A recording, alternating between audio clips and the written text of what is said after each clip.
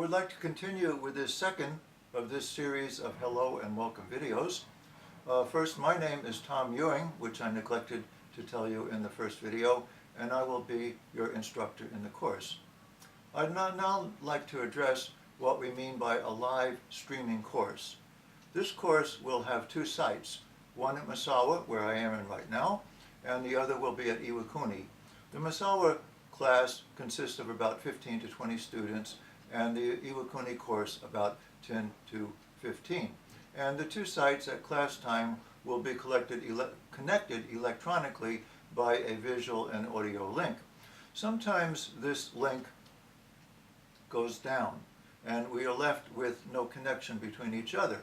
It is because of the fact that these links sometimes do go down that we cannot do critical tasks such as lecturing during our once-a-week face-to-face meeting, because it would be a great loss if you were deprived of the lecture and the material.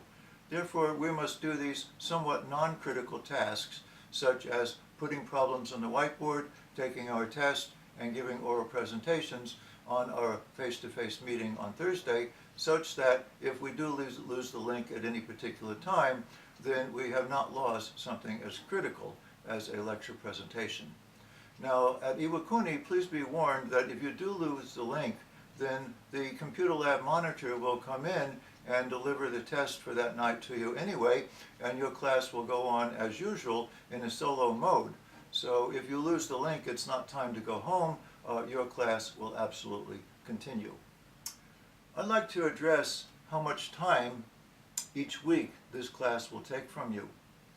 This is perhaps the most difficult, hardest, complex class in all of your required subjects for your degree. It deserves its reputation.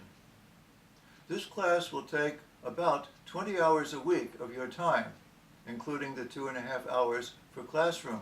So outside of the classroom, you should have 17 plus free hours to spend on the course. If you don't have this, I recommend that you try to rearrange your life and to free that up, because that's what this course will take. It's a very demanding course. If in about 3 weeks from now, a student comes up to me and says, "Tom, I'm spending 12 hours a week outside of class on this course, why aren't I succeeding?" But the student has answered his own question, because he's only spending 12 hours a week.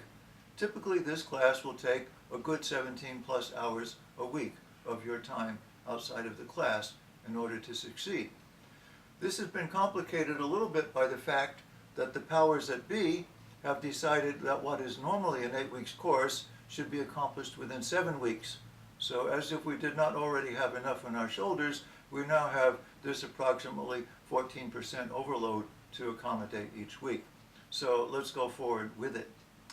Your grade will come from the following factors. First, each week, as you post your selected video, as you view my selected videos and critique your classmates, you will get 2 points, 2% of your final grade from your Leo participation from that particular week. I need to point out that each one of these, you need to actually start a thread and reply. You need to actually start the thread and reply that you have viewed my required videos. You need to post one of your own, and when you critique your classmates, you need to start a thread indicating your critique. The first test, which will be on Thursday, 22 January, compromises 8% of your final grade. So if you don't listen to this video, if you don't see this video, and you come in cold on that first day, having done nothing, then you're in strict danger of losing that entire 8% of your grade. You should be prepared for that first class. All of the other quizzes will also count for 8% each one of your final grade. So that's a total of 7 times 8, or 56%. The homework in this course, which is crucial for you to learn, and I need to point out one more time that every quiz question will come from the homework pool. The right way to study for the quiz is to go over the assigned homework problems until you know each one absolutely cold. Then you will achieve a very high score on the test. It will be absolutely boring to you. So these homework assignments will constitute 10% of your grade. I also ask each student at some point in the course to give a 15-minute oral presentation on some aspect of statistics. If you could pick a very prominent statistician, such as George Gallup, who invented the Gallup poll, for which he is quite famous, and give a 15-minute description of his life and contribution to statistics, that would be fine. Or you could pick some application of statistics, noticeably one that failed. They're very popular. Or you can pick some aspect of statistics that you should think would be good for your classmates to learn more about. Your goal in this 15-minute presentation is to educate your classmates. It does not do any good if you dazzle them with a level of statistics that is above their heads. You should think about exactly where your classmates are on this topic before you begin talking, and to try to take them 1 or 2 steps further along down the road with your talk.